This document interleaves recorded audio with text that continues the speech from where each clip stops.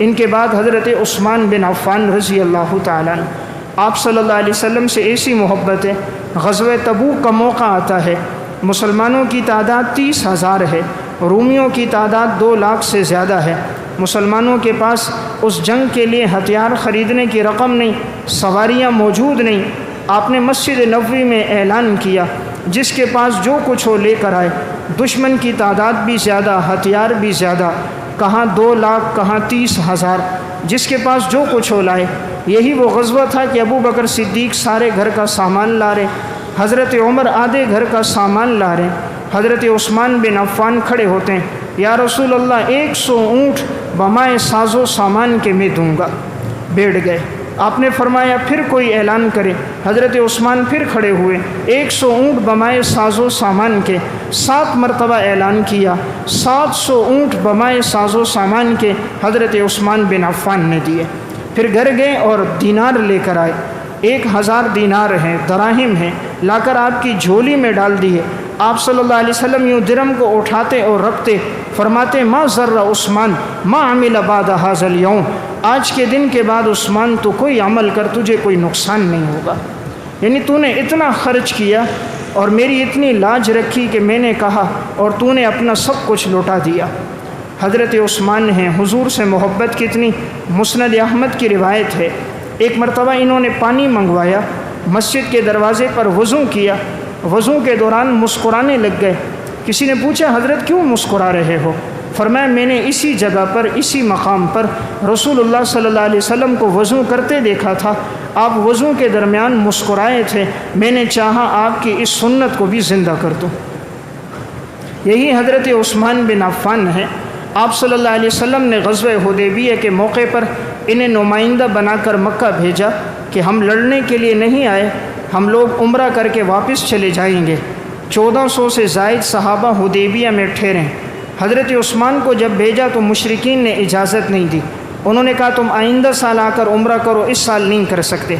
لیکن یہ مشرک لوگ حضرت عثمان سے کہنے لگے حضرت آپ کو اجازت ہے، آپ چاہیں عمرہ کر سکتے ہیں، طواف کر سکتے ہیں، لیکن آپ صلی اللہ علیہ وسلم اور صحابہ کو اس سال ہم اجازت نہیں دیں گے۔ کہا آپ طواف کر لو۔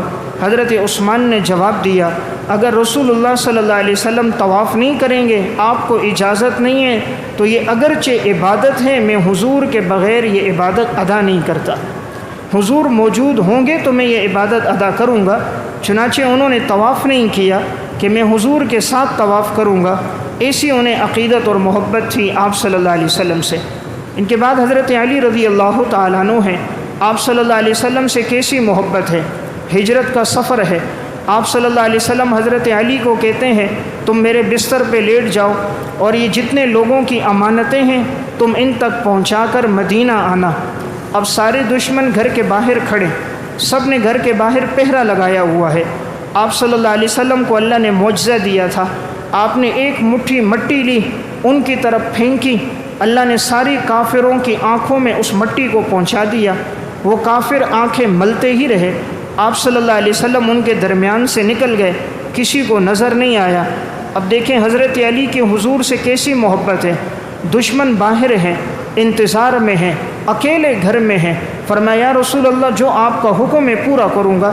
چنانچہ صبح اٹھے، سب کی امانتیں پہنچائیں، اس کے بعد انہوں نے ہجرت کا سفر کیا۔ حضرت علی رضی اللہ تعالیٰ عنہ ہیں، ایک موقع پر آپ صلی اللہ علیہ وسلم کے گھر میں فاقہ تھا، آپ نے کچھ کھایا نہیں، انہیں پتہ چل گیا، ان کے گھر میں بھی فاقہ تھا، یہودی کے باغ میں گئے، کہا کہ میں آپ کے ہاں مزدوری کروں گا۔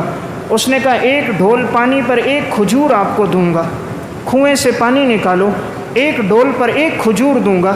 حضرت علی رضی اللہ تعالیٰ عنہ بھوک کی حالت ہے، 17 ڈھول انہوں نے نکالے، انہوں نے 17 کھجوریں پیش کر دیں، حالانکہ بھوکے تھے، ضرورت اپنی زیادہ تھی، لیکن وہ کھجوریں لے کر حضور کے پاس آئے، یا رسول اللہ یہ میں نے مزدوری کی، یہ اجرت ملی ہے، آپ نے کچھ کھایا نہیں ہے، آپ اس میں سے تناول فرما لیجیے۔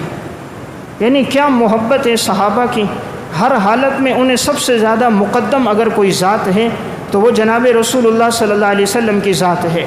حدیبیہ ہی کا موقع ہے، مشرکین کی طرف سے سفیان بن عروہ ثقفی نمائندہ بن کر آئے، کہا میں نے دیکھا محمد صلی اللہ علیہ وسلم وضو کر رہے ہیں، اور وضو کرتے ہوئے پانی جب نیچے گرنے لگتا ہے، صحابہ پانی ہاتھوں میں لے لیتے ہیں، کوئی چہرے پہ مل لیتا ہے، کوئی جسم پہ مل لیتا ہے بطور برکت کے۔ تو انہوں نے اس موقع پر ایک جملہ کہا میں نے دنیا میں دیکھا، روم اور فارس کے بادشاہوں کے محلات میں بھی گیا، لیکن میں نے دنیا میں کسی انسان کو کسی سے ایسا محبت کرتا ہوا نہیں پایا جیسے اصحاب محمد کو محمد سے محبت ہے، کہ یہ محمد کے جسم سے مس ہونے والے پانی کو بھی زمین پہ گرنا گوارا نہیں کرتے۔ صحیح مسلم کی روایت ہے، حضرت انس بن مالک فرمانے لگے آپ صلی اللہ علیہ وسلم بال مبارک کٹوا رہے تھے، صحابہ اکرام ارد گرد کھڑے ہیں، آپ کے بال کٹتے ہیں، وہ اپنے ہاتھوں میں لے رہے ہیں۔ آپ نے حضرت ابو طلحہ انصاری سے پوچھ لیا بھائی کیا کرو گے ان بالوں کا؟ فرمایا یا رسول اللہ یہ کام آئیں گے ہمارے، ہم انہیں محبت اور تعظیم سے رکھیں گے۔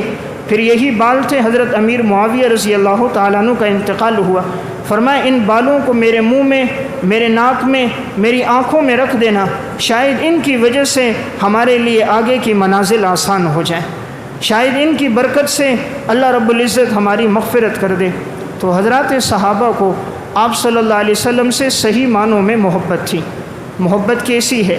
حضرت زید بن دسنہ رضی اللہ تعالیٰ عنہ، مشرکین نے ان کو پکڑ لیا اور اس کے بعد اس کے ہاتھوں بیچا کہ غزوہ بدر میں جس کا والد قتل ہو گیا تھا، اس نے وہ جو قتل ہوا تھا وہ انہی کے ہاتھ سے ہوا تھا۔ زید بن دسنہ صحابی نے اس مشرک کو قتل کیا تھا، ان کے بیٹوں نے کہا تھا کہ ہم اس کو نہیں چھوڑیں گے، جتنی درہم میں ملے خرید کر قتل کریں گے۔ جس وقت حضرت زید بن دسنہ کو شہید کیا جا رہا تھا، اس وقت ابو سفیان بن حرب نے پوچھ لیا کہ زید اگر تمہیں چھوڑ دیا جائے، تمہاری جگہ تمہارے پیغمبر محمد کو قتل کر دیا جائے، تمہاری کیا رائے ہے؟ حضرت زید بن دسنہ کے چہرے کا رنگ تبدیل ہو گیا، فرمایا تم کیا کہتے ہو، محمد کو قتل کیا جائے؟ کہا اللہ کی قسم میں تو یہ بھی برداشت نہیں کرتا کہ محمد صلی اللہ علیہ وسلم گھر سے باہر پاؤں رکھیں، دروازے کی چوکھٹ پر کوئی کانٹا آپ کے پاؤں میں چبھ جائے، مجھے یہ گوارا نہیں، چہ جائے کہ میری جگہ محمد الرسول اللہ کو قتل کیا جائے۔ تو حضرات صحابہ اکرام کی صحیح معنوں میں جناب رسول اللہ صلی اللہ علیہ وسلم سے محبت تھی۔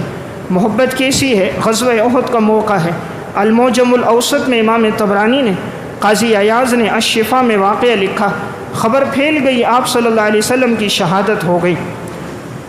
تو ایک خاتون ہے انصاری ام کلثوم رضی اللہ عنہا، یہ دوڑتی ہوئی آ رہی ہیں، راستے میں ایک صحابی ملے، پوچھے میں نے خبر سنی ہے آپ صلی اللہ علیہ وسلم کی شہادت ہو گئی، یہ خبر شیطان نے پھیلائی تھی تاکہ مسلمانوں کے قدم اکھڑ جائیں، یہ غلط فہمی اس کی طرف سے تھی۔ یہ صحابی آگے گئیں، ایک صحابی سے پوچھا، اس نے کہا مجھے حضور کا تو نہیں پتہ، البتہ تمہارے والد میرے ساتھ تھے، لڑتے ہوئے شہید ہو گئے۔ آگے گئیں، ایک اور سے پوچھا حضور کا کیا حال ہے؟ کہا حضور کے بارے میں تو علم نہیں، تمہارا بیٹا ہمارے ساتھ تھا، لڑتے ہوئے کفار کے ہاتھوں شہید ہو گیا۔ آگے گئیں، تیسرے سے ملی، آپ صلی اللہ علیہ وسلم کس حال میں ہیں؟ اس نے کہا مجھے یہ تو نہیں صحیح معلوم، البتہ تمہارا بھائی میرے ہمراہ تھا، لڑتے ہوئے غزوہ احد میں وہ شہید ہو گیا۔ آگے بڑھی، ایک اور سے ملاقات ہوئی، کہا سنا ہے آپ کی شہادت ہو گئی، بتاؤ حضور کا کیا حال ہے؟ کہا صحیح بات معلوم نہیں، البتہ تمہارا خاوند میرے ہمراہ لڑ رہا تھا، وہ شہید ہو گیا۔ 4 شہادتیں ہو گئی اس عورت کی، بیٹا بھی شہید ہو گیا، باپ بھی شہید ہو گیا، بھائی بھی شہید ہو گیا، خاوند بھی شہید ہو گیا۔ دنیا میں آسرا ایک عورت کے لیے یہی ہوتا ہے، یا سہارا باپ کا ہوتا ہے، یا سہارا بیٹے کا ہوتا ہے، یا ذریعہ خاوند ہوتا ہے، یا تعاون اور سہارا بھائی ہوتا ہے۔ چاروں سہارے ایک دن میں، 4 جنازے ایک دن میں اٹھ گئے۔ لیکن کیا محبت اس صحابیہ کی، جب آپ صلی اللہ علیہ وسلم کے قریب پہنچی، حضور کے رخسار مبارک پہ زخم تھے، 2 دندانے مبارک شہید ہو گئے تھے، خود کی کڑیاں آپ کے رخساروں میں لگی تھیں، خون مبارک بہہ رہا تھا۔ آپ کے قریب گئی، آپ کے دامن کو پکڑا اور ایک جملہ کہا، کل مصیبت بعدک جلل یا رسول اللہ، اے اللہ کے رسول اگر آپ موجود ہو ہر مصیبت کا سہ لینا آسان ہے۔ اے اللہ کے رسول اگر آپ موجود ہو ہر مصیبت کا سہ لینا آسان ہے۔ آج ایک جنازہ اٹھ جائے ہماری کیا حالت ہوتی ہے، 4 جنازے ایک دن میں، اور وہ بھی کوئی چچا ماموں نہیں، خاوند، باپ، بیٹا، بھائی۔ لیکن حضور سے کیا تعلق ہے؟ فرمایا یا رسول اللہ آپ موجود ہو ہر مصیبت کا سہ لینا آسان ہے۔ یہ تھی حضرات صحابہ اکرام کو حضور سے محبت۔ آج ہم دعوت تو کرتے ہیں حضور سے محبت ہے، لیکن اپنا حلیہ حضور کی طرح نہیں بناتے، لباس حضور کی طرح نہیں پہنتے، چہرے پہ داڑھی نبی کی طرح نہیں سجاتے، وضاقتہ شریعت کے مطابق نہیں کرتے، اولاد کو قرآن و سنت کی تعلیم نہیں دیتے، نماز فرض ہے پیغمبر نے کبھی نہ چھوڑی اس کا اہتمام نہیں کرتے، قرآن کریم کی تلاوت ہم نہیں کرتے، سود اور رشوت سے ہم نہیں بچتے۔ دعویٰ ہے ہمیں حضور سے محبت ہے۔ صرف 12 دن چراغاں کر لینا تو آسان ہے، اس 12ویں دن ایک دیگ پکا کے تقسیم کر دینا، شربت بانٹ دینا تو آسان ہے۔ اصل ہے 360 دن ہماری زندگی میں حضور کی سنتیں موجود ہوں۔ پیغمبر ایک دن کے لیے نہیں آیا، پیغمبر ساری انسانیت کے لیے آیا، 24 گھنٹے کا وہ پیغمبر ہے، صرف ایک دن کا پیغمبر نہیں ہے۔ ساری زندگی اس پیغمبر کی سنتوں پر عمل ہو۔ آج کیسے نادان ہیں، صبح ہوتی ہیں آپ صلی اللہ علیہ وسلم کی سنت ہے، واجب عمل ہے، داڑھی اٹھتے ہی گندی نالی میں ہم ڈال دیتے ہیں۔ ہمیں حضور کا چہرہ پسند نہیں، ہمارے پاس تو اور کوئی عمل بھی نہیں۔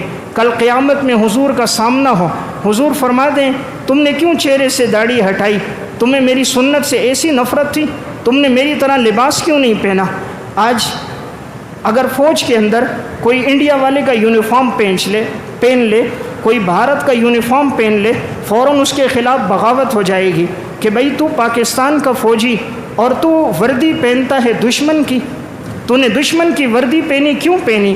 ہم نے ساری زندگی شیطان کی وردی پہنی، انگریز کا لباس پہنا، وضاقتہ انہی کی طرح اپنائی۔ ایک دن بچہ اسکول یونیفارم پہن کر نہ جائے، کہتے ہیں باہر نکال دو، یونیفارم کیوں نہیں پہنا؟ ہر ایک کا یونیفارم ہے، کیا محمد الرسول اللہ کا کوئی یونیفارم نہیں ہے؟ کہ آپ کا اٹھنا بیٹھنا اور وضاقتہ نہیں ہے؟ آپ کا بھی تو کوئی لباس تھا، ہم نے وہ لباس نہ پہنا۔ آپ کا بھی تو گفتار و رفتار اور سیرت تھی، ہم نے اسے اختیار نہ کیا۔ شادی ہوتی ہے، ہمارے گھر میں موسیقی چلتی ہے، جن موسیقی کے آلات کو پیغمبر توڑنے آیا، آج مسلمان کہتا ہے میرے بیٹے کی خوشی ہے۔ وہ کیا خوشی جس میں تو اپنے پیغمبر کو ناراض کر دے؟ وہ کیا خوشی ہے جس میں تو اپنے اللہ کو ناراض کر دے؟ غم کا موقع ہوتا ہے، تمام وہ رسمیں ہمارے گھروں میں ہوتی ہیں جس سے آپ نے منع فرمایا۔ کس چیز کے ہم مسلمان رہ گئے؟ ہمارا صرف ایمان نماز تک ہے، بس مسجد آئے نماز پڑھ لی بس یہ اسلام ہو گیا۔ صرف یہ ایمان نہیں ہے، ایمان 5 چیزوں میں ہو، عقائد میں بھی، عبادات میں بھی، معاشرت میں بھی، معاملات میں بھی، اخلاقیات میں بھی، کردار میں بھی، وضاقتہ میں بھی، سیرت اور اطوار میں بھی، دن کے اجالے میں بھی، رات کے اندھیرے میں بھی، وحدت کی زندگی میں بھی، اجتماعیت میں بھی، فرد کی زندگی میں بھی، معاشرے کی زندگی میں بھی۔ یہ تھی صحابہ کی حضور سے صحیح معنوں میں محبت۔ تعلق کیسا ہے آپ صلی اللہ علیہ وسلم سے؟ ایک صحابی ہیں حضرت عبداللہ بن زید بن عبد ربہ، تفسیر قرطبی میں ان کا واقعہ ہے۔ یہ وہ صحابی ہیں جنہیں خواب میں اذان کے کلمات بتائے گئے تھے۔ ان کو حضور سے بڑی محبت تھی۔ جب آپ صلی اللہ علیہ وسلم کا انتقال ہو گیا، یہ گھر میں ہیں، بیٹا آ کر خبر دیتا ہے ابا جی آپ صلی اللہ علیہ وسلم کا انتقال ہو گیا۔ انہوں نے اپنے ہاتھ لیے اپنی دونوں آنکھوں پہ رکھے حضرت عبداللہ بن زید بن عبد ربہ، اور اس موقع پر دعا کی اللہم اعمنی حتی لا ارى شیئا بعدہ فعمی مکانہ، اے اللہ مجھ سے میری آنکھوں کی بینائی لے لے، مجھے اس بینائی کی ضرورت کوئی نہیں۔ یہ بینائی تو اس لیے تھی میں محمد رسول اللہ کا چہرہ دیکھتا تھا، جب آپ نے دنیا سے پردہ فرما دیا مجھے بینائی کی ضرورت نہیں۔ اسی موقع پر ان کی آنکھوں کی بینائی اللہ نے لے لی۔ یعنی کیا محبت ہے صحابہ کی، صحیح معنوں میں یہ لوگ عاشق رسول تھے۔ ان کی 24 گھنٹے کی زندگی آپ صلی اللہ علیہ وسلم کے طریقوں پر تھی۔ وہ کیا عشق جس میں اتباع نہ ہو، وہ کیا محبت جس میں اطاعت رسول نہ ہو۔ محبت تو وہ ہوتی ہے جس میں اطاعت ہوتی ہے۔ پیغمبر کا جملہ کان میں پڑے، حدیث کا حکم سنیں، فوراً جھک جائیں، یہ اطاعت رسول ہے۔ اللہ رسول کا حکم سامنے آ جائے، ساری چیزوں کو فراموش کر دیں، یہ اطاعت ہے۔